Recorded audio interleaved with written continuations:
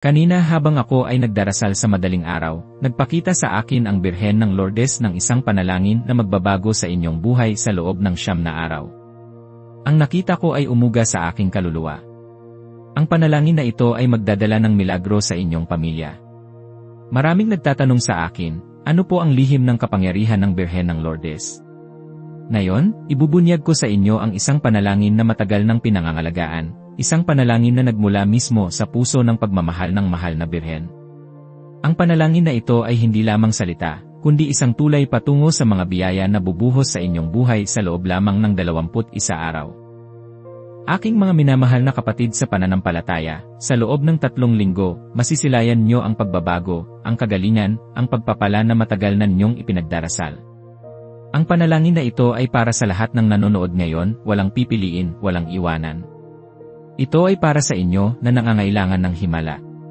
Kayo ay makakatanggap ng hindi pangkaraniwang biyaya. Ito ay hindi lamang isang simpleng pangako, kundi isang katotohanan na napatunayan na ng libu-libong deboto sa buong mundo. Ang Birhen ng Lourdes ay naghahanda para sa inyo ng isang buong ilog ng pagpapala, handang ibuhos sa inyong tahanan, sa inyong pamilya, sa inyong kalusugan, at sa inyong mga pangarap. Nakikita ko na kayo na nanonood ngayon ay mayroong bigat sa inyong puso. Ang iba sa inyo ay may karamdaman na matagal nang pinapasan. Ang iba naman ay nawala ng trabaho, at ang kanilang pamilya ay nagugutom. Marami sa inyo ang hindi makatulog sa problema, sa takot, sa pag-aalinlangan. At lahat kayo ay dumaan sa matinding pagsubok na nagpatumba sa inyong pag-asa. Ngunit ngayon, nagsisimula ang isang bagong kabanata. Ang panalangin na ito, na ibabahagi ko sa inyo, ay ang susi upang buksan ang mga pintuan ng langit.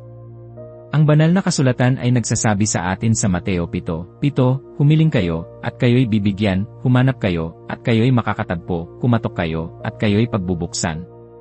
Ito ay isang pangako na nagmumula sa bibig ng ating Panginoon mismo. At alam natin na ang mahal na Birhen, na siyang ina ng lahat ng biyaya, ay siyang pinakamabisang tagapamagitan sa ating Panginoon. Si Santa Bernadette Soubirous, ang simpleng dalaga sa Lourdes, ay nagturo sa atin ng kahalagahan ng pagpapakumbaba at pananampalataya. Sa kanyang mga pagpapakita, ang Birhen ay palaging nananawagan sa panalangin, sa penitensya, at sa pagbalik loob. Ang mga santo ay nagsasabi na ang panalangin ay ang hininga ng kaluluwa. Kung paanong ang katawan ay hindi mabubuhay ng walang hininga, gayon din ang ating kaluluwa ay manghihina ng walang panalangin. Sa Lourdes, nalaman ng buong mundo ang kapangyarihan ng tubig, ngunit higit sa lahat, nalaman doon ang kapangyarihan ng pananampalataya. Ang Papa ay nagturo sa atin na ang paglalaan ng ating sarili sa mahal na Birhen ay isang paraan upang mas mapalapit tayo kay Kristo. Sa aking paglalakbay sa Lourdes, nakita ko mismo ang libu-libong tao na nagpapagaling, hindi lamang sa katawan, kundi pati na rin sa kaluluwa, sa pamamagitan ng panalangin at pagtitiwala sa Birhen Maria. Ang mga himala ay nagpapatunay na ang pagmamahal at kapangyarihan ng Birhen ay totoo. Hindi ko ito kailangang ulitin ng higit sa 2 beses, dahil alam ko sa puso ninyo na naniniwala kayo sa mga katotohanan ito. Binabasa ko ang bawat comment ni na Maria, Jose, Ana, at lahat ng inyong pangalan na nakikita ko sa ilalim ng ating mga video. Nararamdaman ko ang inyong pagdarasal, ang inyong pag-asa. Mga tapat na deboto tulad ninyo, kayo ang dahilan kung bakit patuloy tayong nagbabahagi ng mga salita ng Diyos at ng mga panalangin ng mahal na Birhen. Ang Birhen ay nakikita kayong naghahanap ng tulong, nakikita niya ang inyong mga luha, ang inyong pagpupunyagi. Kayo na palaging nagko-comment dito, kayo na palaging nakikinig, kayo na nagbabahagi ng ating mga video, kayo na nagpapakita ng inyong pananampalataya sa araw-araw na pagdarasal, magbabago ang inyong buhay. Hindi ito isang pangako lamang, ito ay isang katotohanan na mangyayari sa inyo dahil sa inyong tapat na puso. Kayo na nahihirapan sa sakit, kayo ay gagaling sa 7 araw. Ang kapangyarihan ng panalangin na ito ay luluklok sa inyong katawan at maghahatid ng kagalingan. Lahat ng nawala ng trabaho, lahat kayo ay makakatanggap ng biyaya sa 14 na araw. Mayroong trabaho na naghihintay para sa inyo, na hindi niyo inaasahan, isang oportunidad na magpapabago ng inyong kalagayan. Sino mang hindi makatulog sa problema, ang inyong buhay ay magbabago sa 21 araw. Magkakaroon kayo ng kapayapaan sa puso, katahimikan sa isip, at bagong pag-asa sa bawat umaga. Lahat ng dumaan sa pagsubok, ito ay mangyayari sa bawat nanonood. Ang pagsubok ay magiging patotoo ng kapangyarihan ng Diyos sa inyong buhay, sa pamamagitan ng mahal na Birhen ng Lourdes. Walang isang tao na maiiwanan, walang isang kaluluwa na hindi makakaranas ng pagpapalang ito, basta't kayo ay mananampalataya. Sa modernong panahon ngayon, marami sa atin ang nawawala sa gitna ng ingay at kaguluhan. Ang teknolohiya ay naglalapit sa atin sa mga kaibigan at pamilya, ngunit minsan, inihihiwalay naman tayo nito sa ating sarili at sa Diyos. Ang mga problema sa kalusugan, sa pinansyal, sa relasyon ay tila mas lalo pang lumalala. Marami ang nawawala ng pag-asa, nalulugmok sa depresyon, at naghahanap ng kasagutan. Ang pananampalatayang Katoliko, na yumayaman sa mga tradisyon at debosyon, ay nagbibigay ng matibay na pundasyon sa gitna ng unos na ito. Ang pagdarasal, lalo na ang pagdarasal sa mahal na Birhen, ay hindi lamang isang ritual, kundi isang direktang komunikasyon sa langit. Sa bawat Ave Maria, sa bawat pagbigkas ng Birhen ng Lourdes, ipanalangin mo kami, ay lumilikha tayo ng isang spiritual na koneksyon na mas matibay pa sa anumang word connection. Ang panalangin na ito ay hindi lamang nagbabago ng inyong sitwasyon, kundi nagbabago rin ng inyong pananaw. Kapag tayo ay nagdarasal, tayo ay nagbubukas ng ating puso sa kalooban ng Diyos. Ito ay nagbibigay sa atin ng lakas upang harapin ang mga hamon, at ng kapayapaan upang tanggapin ang mga hindi natin kayang baguhin. Ang debosyon kay Maria, lalo na sa Birhen ng Lourdes, ay nagbibigay sa atin ng isang ina na palaging handang makinig, umunawa, at mamagitan. Marami sa inyo ang lumalapit sa akin at sinasabi, wala na po akong pag-asa. Ngunit sinasabi ko sa inyo, kasama ang Birhen, may pag-asa. Ang kanyang pagmamahal ay walang hanggan, at ang kanyang kapangyarihan bilang ina ng Diyos ay hindi matatawaran. Alalahanin niyo si Santa Bernadette, isang simpleng babae na walang pinag-aralan, ngunit nagpakumbaba at naging instrumento ng Diyos. Siya ay nagpakita ng matinding pananampalataya sa kabila ng pagdududa at pagtutol ng mga tao sa paligid niya.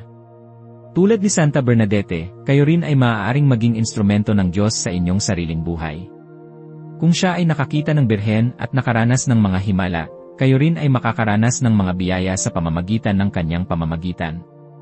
Ang kwento ng kanyang buhay ay hindi lamang isang kwento sa nakaraan, kundi isang paalala sa ating lahat na ang Diyos ay gumagamit ng mga ordinaryong tao upang gumawa ng mga pambihirang bagay. Ang mga kasulatan ay nagtuturo sa atin ng kapangyarihan ng panalangin. Sa Filipos 4:6-7, sinasabi, huwag kayong mabalisa sa anumang bagay, sa halip, sa lahat ng pagkakataon, sa pamamagitan ng panalangin at pagsamo, na may pagpapasalamat, ay ipaalam ninyo sa Diyos ang inyong mga kahilingan. At ang kapayapaan ng Diyos, na di masayod ng pag-unawa, ay magbabantay sa inyong mga puso at mga kaisipan kay Kristo Jesus. Ito ang kapayapaan na matatanggap nyo sa loob ng 21 araw. Ang mga turo ng simbahan tungkol kay Maria ay malinaw. Siya ang ina ng Diyos, ang ina natin, at ang reyna ng langit at lupa. Ang kanyang pamamagitan ay makapangyarihan. Sa mga mensahe ng Lourdes, hinihimok ni Maria ang lahat na magbalik loob, magdasal ng rosaryo, at gawin ang penitensya. Ito ang mga simpleng hakbang na magdadala ng malalaking pagbabago sa inyong buhay.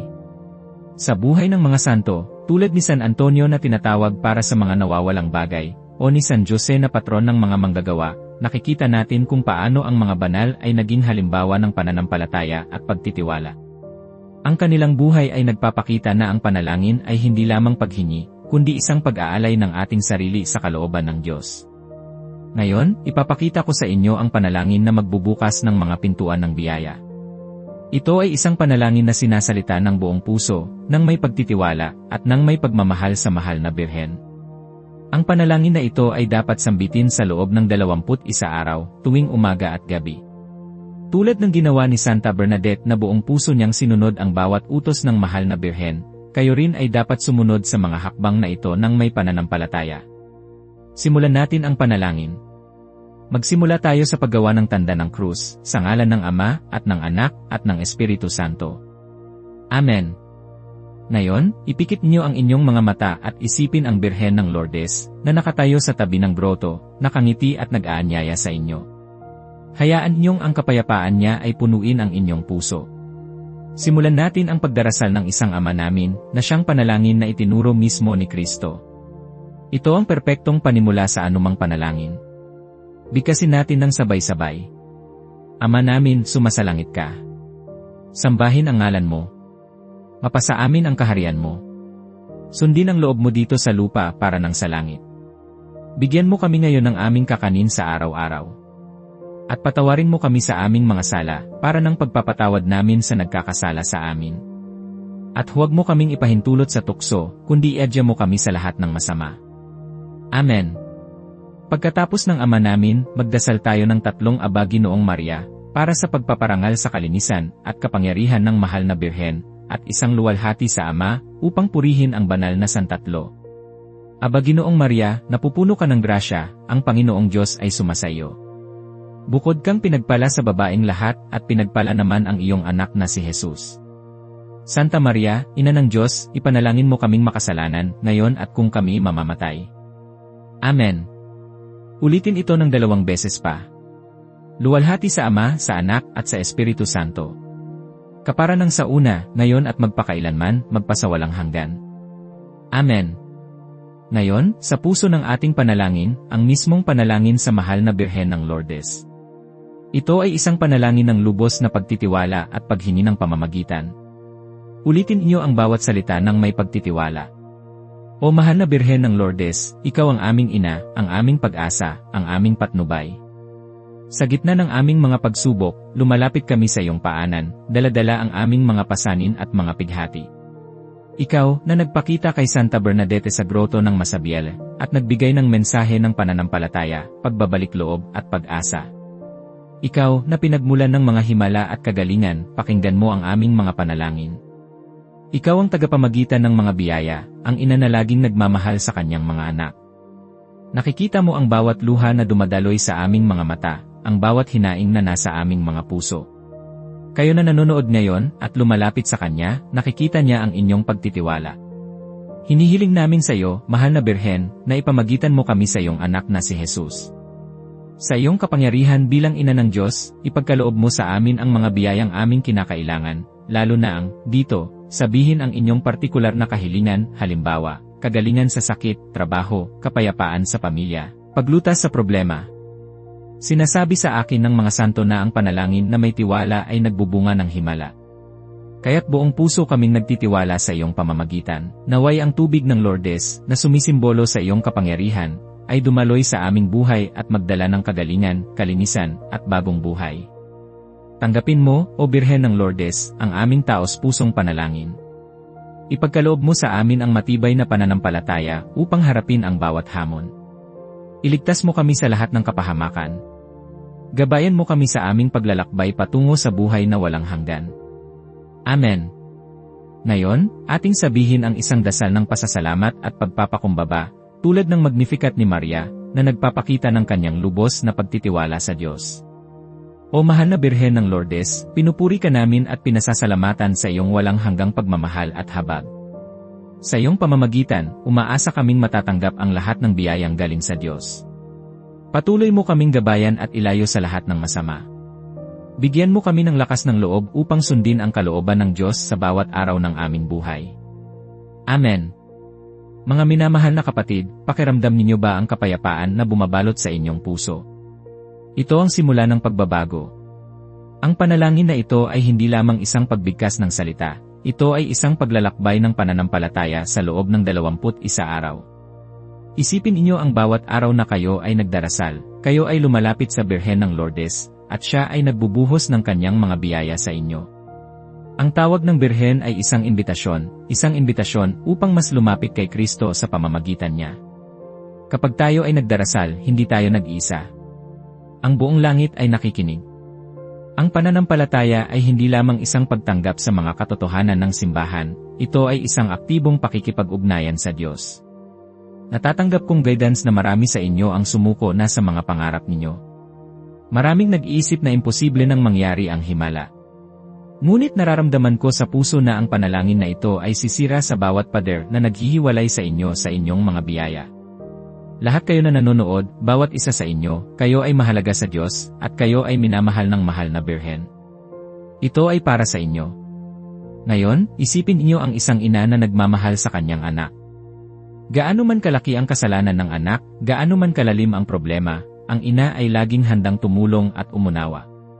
Ganyan ang mahal na Birhen. Ang kanyang pagmamahal ay higit pa sa pag-ibig ng isang ina. Siya ang reyna ng mga anghel, ngunit siya rin ang ating ina.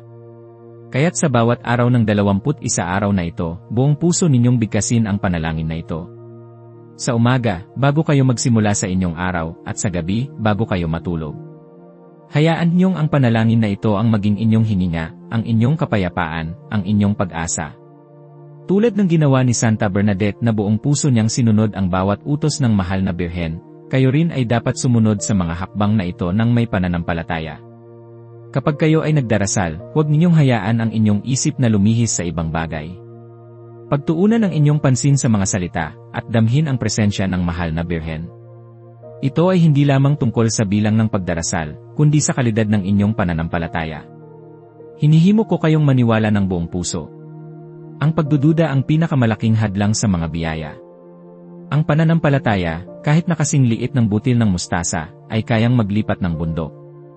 Ngayon, kayo ay nagdarasal hindi lamang para sa inyong sarili, kundi para sa inyong pamilya, para sa inyong mga mahal sa buhay. Ang bawat salita na inyong binibigkas ay parang isang patak ng ulan na nagdudulot ng buhay sa tuyong lupa. At sa loob ng 21 araw, makikita niyo ang pagdami ng mga patak na ito, hanggang sa maging isang buong ilog ng biyaya. Ang simbahan ay nagtuturo sa atin na ang paglalaan sa mahal na Birhen ay isang mabisang paraan upang lumago sa kabanalan. Kapag tayo ay nagtitiwala kay Maria, tinuturuan niya tayo na maging mas katulad ni Kristo. Ang mga himala sa Lourdes ay hindi lamang kagalingan ng katawan, kundi pati na rin ang pagbabago ng puso. Ito ang pinakamalaking himala na kayang ibigay ng Diyos sa atin, ang baguhin ang ating puso mula sa pagiging bato tungo sa pagiging laman. Ito ang makakatulong sa inyo na lumago sa pananampalataya, sa pag-ibig, at sa pag-asa. Ngayon, marami sa inyo ang nagtatanong, kailan po mangyayari ang himala?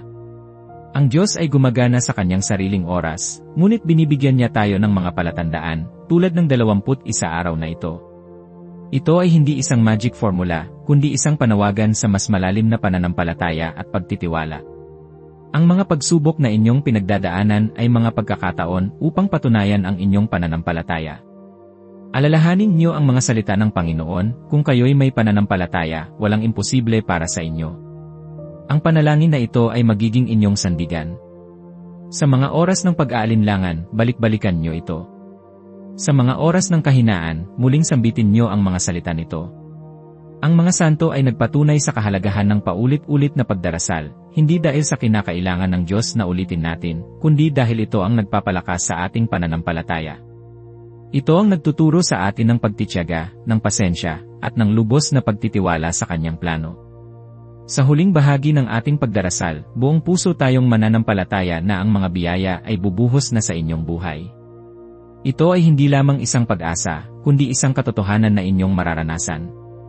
Ang bawat isa sa inyo na tapat na magdarasal, ay magiging saksi sa kapangyarihan ng Birhen ng Lourdes. Humayo kayo at ipahayag ang inyong pananampalataya. Magalak kayo, sapagkat ang inyong mga panalangin ay dininig. Panginoon Jesus, pinupuri ka namin at pinasasalamatan sa iyong walang hanggang pagmamahal at habag. Salamat sa iyong ina, ang mahal na Birhen ng Lourdes, na siyang aming tagapamagitan. Sa kanyang pamamagitan, naniniwala kaming tinatanggap namin ang lahat ng biyayang nagmumula sa iyo. Patawarin mo kami sa aming mga kasalanan, at bigyan mo kami ng grasya, upang laging sumunod sa iyong kalooban. Sa ngalan ng Ama, at ng Anak, at ng Espiritu Santo. Amen. Mga minamahal na kapatid, nakikita ko na marami sa inyo ang nadama ang presensya ng mahal na Birhen ngayon. Ang inyong mga puso ay napupuno ng kapayapaan at pag-asa. Huwag niyo itong hayaang mawala. Dalhin niyo ang kapayapaang ito sa inyong mga tahanan. Ang mga pangako na aking sinabi ay hindi lamang salita, kundi isang katotohanan na darating sa inyong buhay. Kayo ay makakatanggap ng kagalingan, kapayapaan, at bagong pag-asa. Ang Birhen ng Lourdes ay magbubuhos ng mga biyaya sa inyong buhay sa loob ng 21 araw. Simulan niyo ang panalangin na ito ngayon, at huwag kayong titigil. Manatili kayong tapat at may pananampalataya. Ngayon, kung nadama ninyo ang kapangyarihan ng panalangin na ito, at kung naniniwala kayong magbabago ang inyong buhay, mayroon akong 3 simpleng hiling para sa inyo. Ito ay hindi lamang mga simpleng gawain, kundi mga gawa ng pananampalataya na magpapalakas sa inyong koneksyon sa mahal na Birhen. Una, isulat ang inyong pangalan sa comments sa ibaba ng video na ito. Gagawin ko itong isang listahan, at personal kong idadasal ang inyong pangalan sa aking mga panalangin tuwing umaga. Nais kong maging kasama ninyo sa inyong paglalakbay ng pananampalataya. Ito ay isang paraan upang maging bahagi kayo ng aming komunidad ng mga deboto na sama-samang nagdarasal.